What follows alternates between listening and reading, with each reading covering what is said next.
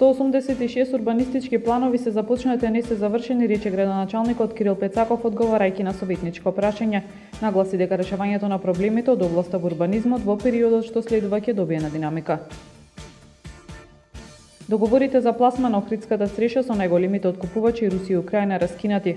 Договори нема, како што знаеме, а се уште немаме најави за договори со некои други партнери.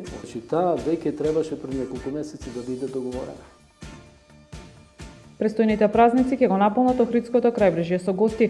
За Великден најбројни ќе бидат туристите од Бугарија и Грција, а не изостануваат и индивидуалните посети на срби и албанци во мал дел и од земјава, вели председателот на Хотам Крсте Бладжевски. Реконструкцијата на македонски просветители се очекува да заврши на 1 јуни. Изградбата на улицата локалната самоуправа ќе чини уште дополнителни 50 милиони денари. Времето утре променливо облачно со температура од 1 до 9 степени. Следевте една минута вести на Охрид Нјуз.